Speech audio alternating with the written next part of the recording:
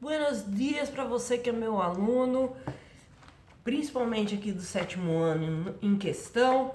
Pessoal, hoje a aula vai ser bem curta, vai ser mais leitura junto com vocês, tá? Literalmente vai ser muito curta, vai ser uma aula da página 156 até a página 158, tá? E eu vou fazer um exercício junto com vocês, tá? Então é o seguinte. Primeiro, a gente estava falando sobre os europeus quererem voltar para Jerusalém, né? Uma cidade considerada sagrada em várias culturas diferentes. E literalmente, galera, tomar Jerusalém à força. Outro fator importante é que os católicos, diferente do que realmente começou o catolicismo, né? Como surgiu o catolicismo, ele já não era mais encarado como uma coisa espontânea. Havia uma mentalidade de que todo mundo deveria se converter ao catolicismo. Qual que é o problema disso? Não é um problema você ter uma religião e desejar que o outro tenha a mesma fé. O problema é quando você força o outro a ter a mesma fé. E principalmente, a gente tem que levar em consideração que, lembra que a gente estudou os primeiros humanos e tudo mais?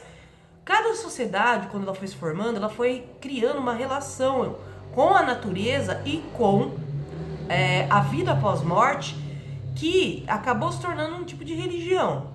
Então, se cada sociedade teve uma relação diferente com esses fatores, é óbvio que ia surgir deuses diferentes, parecidos até com a sua própria cultura, né? Então, nas antiguidades, era comum você ver sociedades onde eles acreditavam que eram descendentes diretos de determinados deuses, né? E como isso criou uma relação muito íntima entre aquele pensamento religioso e a vida da pessoa, o dia a dia dela, né? Então, na Idade Média, o europeu, o católico, ele vai basicamente se relacionar durante todo o seu dia com a religião, né? Ele vai ter até a rotina dele associada à religião. Da mesma maneira que o islâmico, como o islâmico é até hoje. Como o islâmico tem que fazer 3 orações durante o dia, ele já organiza a rotina dele para fazer essas 3 orações acontecerem normalmente, né? Então, literalmente, eles têm o dia todo planejado, tudo bonitinho, tudo certinho. E aí, imagina uma pessoa vindo do nada e fala, você é obrigado a ter a mesma religião que eu, cara. E por que isso? Bom, esse evento histórico é importante. Por que é importante? Porque a gente tem que pensar que como a religião acabou sendo, de certa maneira, a relação daquela sociedade com a sua vida, com as suas atividades, né? Com até uma filosofia, um modo de pensar, né? É muito brutal você ir lá e impor a sua religião para eles. Como foi brutal o que os jesuítas fizeram com os indígenas no Brasil. Mas os jesuítas só reproduziram o que aconteceu já nas cruzadas, tá? Só que diferente das cruzadas, eles não vão chegar em cima de um cavalo e falar estamos declarando guerra. Eles vão tentar converter primeiro se misturando com a cultura indígena e depois sim eles vão usar a força, né? Então assim, usar a força para converter o outro é você literalmente ter a brutalidade de tirar a humanidade daquela pessoa e pôr o que você acha considerável humano, o que você acha considerável civilizado. Entre outras palavras, você desalma a pessoa, é como se você tirasse a alma dela, né? E quando uma pessoa fica numa postura de fragilidade grande dessa, fica fácil de persuadir, né? Fica fácil de você convencer que agora é melhor assim, que antes era pior, né? Porque os valores que você considerava importante antes não são mais considerados importantes, né? Então, uma coisa que é interessante é, por exemplo, os jesuítas valorizavam muito o trabalho, né? Falavam tanto de trabalho. O trabalho é bom, mas em excesso, né? A gente não se define só pela nossa profissão, né, galera? Então, a nossa vida não é só o trabalho, né? Então, para os indígenas, isso sempre foi muito claro. Até porque eles têm uma visão até mais contemplativa da vida. Que um dia que você passa contemplando a vida, que seria o que a gente chama de um dia sem fazer nada, para eles é fazer tudo, né? É parte da nossa humanidade.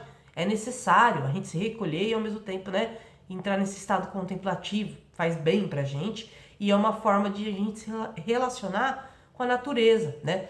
Então, isso que é brutal. Você tira valores que antes para a pessoa eram importantes e transforma eles em coisas erradas, transforma eles em coisas superficiais. O que o outro encara como uma coisa como indígena, o trabalho é só para sobrevivência, subsistência, de repente vem um jesuíta e fala que trabalho escravo, ok, né? Então, assim, foi muito brutal o que aconteceu com os jesuítas, tá, galera? E com os jesuítas não, com os indígenas, né? Em relação aos jesuítas, tá, galera?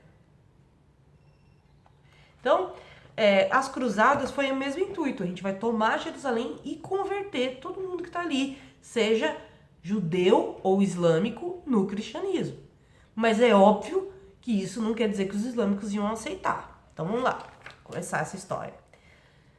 Então, além das motivações que vimos no texto anterior, o Papa Urbano II prometeu o paraíso e concedeu a indulgência, perdão dos pecados, para todos que aceitassem sua proposta. Aqueles que tivessem dívidas a pagar ficavam autorizados a fazê-lo apenas quando voltassem dos combates. Gente, como assim, né? Você vai pra guerra, velho, volta e ainda tem que pagar dívida. Tantas vantagens impressionaram muitos europeus.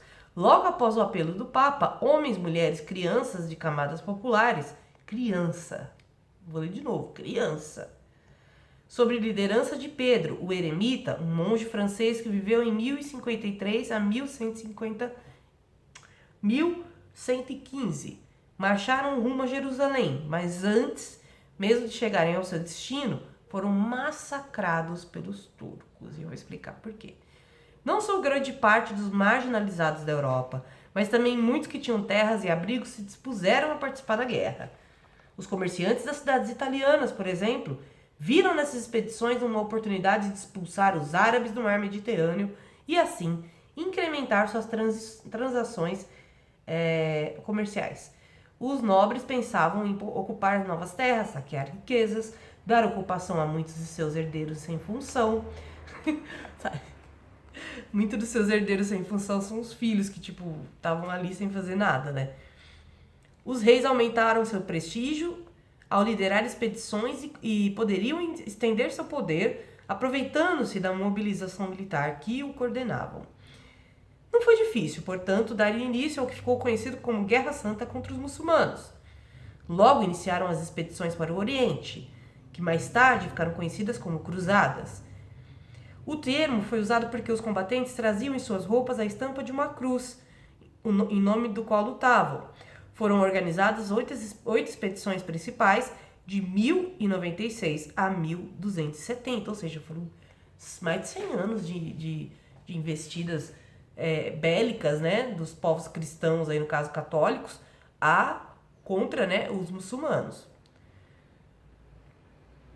Além das expedições organizadas pela igreja, houve expedições não eclesiásticas, como a Cruzada das Crianças ou dos Inocentes em 1212. Olha isso aqui vai dar até uma dor no coração. As Cruzadas das Crianças. Jerusalém tornou-se uma lenda na Europa. Após a retomada da cidade pelos muçulmanos em 1187, difundiu-se a crença entre a Igreja Católica, e é importante, só entre a Igreja Católica, de que apenas os puros de espírito poderiam devolvê-la aos cristãos. Essa ideia foi responsável pelo aparecimento de diversos movimentos populares ao longo do século XIII. Os primeiros ocorreram em 1212, conduzidos por um jovem pastor nascido na França. Tá vendo que a maioria saiu da França, né, galera? Chamado Estevão de Cloy. Um garoto de apenas 12 anos, ou seja, basicamente a idade de vocês, nascido no Império Germânico, chamado Nicolas de Colônia. Ambos participaram na peregrinação a Jerusalém, seguidos por uma multidão de crianças de ambos os sexos. Os que partiram para a França foram enganados por mercadores de Marsella que, em vez de transportá-los pelo mar Mediterrâneo que os levaria ao Oriente, venderam-nos como escravos a mercadores muçulmanos. Seguidores de Nicolas chegaram até Roma e lá foram convencidos pelo Papa Inocêncio III a retornar aos seus lares. Gente, é terrível quando você chega a convencer uma criança de ir para uma guerra, né, galera? Isso é um erro histórico enorme e assustador. Mas é preciso contextualizar que crianças eram vistas como pequenos adultos e por isso cometiam esse tipo de loucura nessa época, tá, galera? Aliás, hoje a gente sabe que fazer uma coisa dessa seria crime, né? Você pôr uma criança para criar uma espécie de guerra intolerante a algum grupo é crime. Porém, nessa época nem sequer consideravam criança. Achavam que era um pequeno adulto, não é à toa que as crianças antigamente se vestia que nem adulto. Pode perceber, hoje é nítido que existe uma moda para criança e uma moda para adulto. Naquela época, você vai ver criança vestida como um pequeno adulto de cavaleiro aí, cruzado contra, né? Todos. Bom, gente, dá um pouco de dó dessa galera, porque foi uma galera que foi motivada pelo ódio aos muçulmanos, que foi muito incentivado, né, na igreja, e eles incentivavam dizendo que os muçulmanos eram pecadores, que eles eram pessoas que tinham, aquela coisa, né, você cria o ódio no outro através de coisas que tem a ver com a intimidade dele. Então, tudo que é diferente da intimidade do muçulmano transformava ele num ser demonizado na visão desses cristãos. E é até engraçado, porque assim, os muçulmanos tratavam os cristãos bem, né? Não havia essa guerra entre os cristãos e os muçulmanos na visão dos muçulmanos. Passou a haver graças às cruzadas, tá? Só que tem uma coisa que eu acho muito engraçada. Quando um cristão chegava lá em Jerusalém para falar com algum muçulmano, com algum mercador, era costume, assim como na China, os caras darem um banho no cristão. Porque os cristãos não costumavam tomar banho, né, galera? Era 2 banhos por ano, como vocês sabem muito bem, né? E aí falavam-se que fediam muito, né? Tinham muito mau cheiro. Então, dava-se banho nos cristãos antes de negociarem com eles. No filme Cruzada, que é um filme que fala sobre a primeira cruzada, né, da história, eles mostram essa cena dos cristãos sendo obrigados a ir tomar banho, sabe? Pra poder almoçar junto com os islâmicos. É engraçado. Então, as cruzadas voltadas para o Ocidente. No Ocidente, as cruzadas voltaram para a reconquista da Península Ibérica, que é o que seria Portugal e Espanha hoje, tá, meus queridos? Que era dominada por árabes. Foi chamada de Guerra de Reconquista, que ocorreu entre os séculos XI e XV. No sul da França, organizou-se uma cruzada contra os albigenses, da cidade de Albi, que eram conhecidos por heréticos. Herético é tipo aquele que questiona o catolicismo, tá? No século XIII, mas é uma ofensa, tá, pessoal? A chamada Cruzada Albigense combateu cristãos daquela região, cujas práticas e crenças se distanciavam das orientações papais. Ou seja, até cruzada de cristão contra cristão aconteceu. E esse é o problema do fanatismo religioso, né, galera?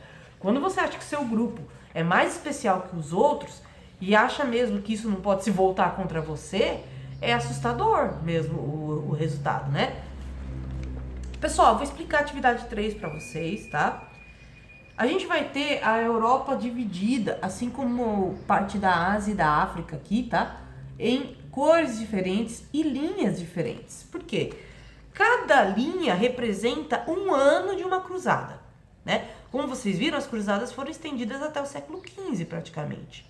Então, cada linha representa um ano. Então, por exemplo, a linha verde representa a primeira cruzada, que foi em 1095 a 1099. Então, onde está passando a linha verde foi o caminho das primeiras cruzadas, ó, né? Você pode ver que eles vão para a Itália, que é esse país que parece uma botinha aqui, né? Eles vão para a Itália. Por que eles vão para a Itália? Aqui, ó, galera.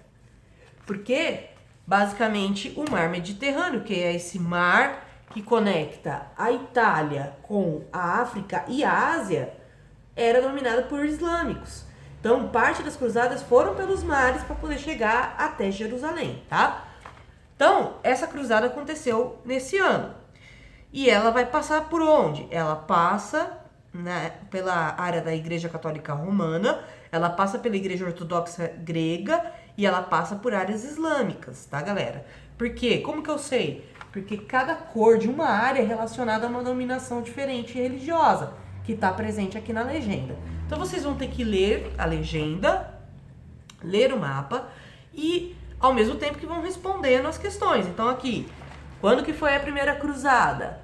Aí vocês vão pôr aqui a data da primeira cruzada, né? A cor, que é essa primeira cruzada na legenda, a cidade de partida, ou seja, o primeiro ponto que aparece essa cor, a linha, né, dela, a cidade de chegada, o ponto final dela, e os principais vias de deslocamento, se foi pelo mar ou se foi pela terra, beleza? Tá explicado o exercício, vocês vão fazer ele pra mim, tá bom? Não é difícil, tá, pessoal? É só literalmente classificar. E aí, virando a página, eu vou fazer a leitura de que as cruzadas foram além da Terra Santa. Por que eu vou fazer a leitura, galera? Porque é bem legal, pega direto de obras, tá, pessoal? As primeiras expedições mobilizaram muitas pessoas motivadas pela fé e fanatismo. Leia o relato a seguir. Os condes e os cavaleiros pensavam ainda nos seus preparativos, e já os pobres faziam os seus com tal ardor que nada os podia deter. Todos deixavam suas casas e sua vinha, o seu patrimônio, e vendiam-nos a baixo preço e partiam alegres. Apressavam-se em converter em dinheiro tudo que não podiam servir para durante a viagem. Pobres ferravam os bois com os cavalos e atrelavam-os às carretas e colocavam algumas provisões e seus filhinhos, que arrastavam atrás de si. Essas crianças, assim percebiam um castelo ou uma cidade, perguntavam logo se era ali Jerusalém. Já chegamos, pai, já chegamos, né? Para o qual caminhavam. As crianças, as velhas, os velhos, preparavam-se para a partida. Sabiam muito bem que não combateriam, mas esperavam ser mártires. Diziam aos guerreiros: vós sois valentes e fortes, combatereis. Nós sofremos com Cristo e faremos a conquista do céu. Ou seja, a galera não só acreditava, pessoal, que essa cruzada seria uma emancipação para eles, tanto no sentido financeiro, porque eles eram muito pobres, então para eles era uma alternativa. E lembra que eu falei que estava acontecendo treta na Europa, em função dos senhores feudais estarem explorando demais os camponeses nessa mesma época? Então, muitos se deslocaram para a cidade, acabaram não se encaixando, ficaram marginalizados. Acabou que essa galera que era muito marginalizada foi para as cruzadas com esperança de melhorar sua vida. Mas caso morreriam, tinham a crença que seriam levados para o céu logo em seguida, né? Que seriam aceitos por Jesus por terem lutado pelo cristianismo, né? Alguns católicos vão até contrariar essa visão, tá? Posteriormente. Com o passar do tempo, é possível identificar alguns críticos ao movimento cruzadistas e aos exageros cometidos em seu nome. Leia o fragmento abaixo, de 1230, de um monge da região de Alsácia, da França. Naquela época ocorreu uma expedição ridícula. Crianças e homens estúpidos tomaram a cruz sem nenhuma reflexão. Delas partiram crianças de dois sexos, rapazes e moças. Não somente gente pequena, também adultos, mulheres tanto casadas quanto solteiras, todos marchando com o bolso vazio. A multidão, crédula, vendo naquela gente o efeito de uma verdadeira piedade animada pela inspiração divina e não de um ato irresponsável, ajudava os viajantes, dando-lhes víveres, alimentos e todo o necessário. Aos clérigos, uns poucos outros de espírito equilibrado se opunham a essa partida julgada por eles completamente inútil.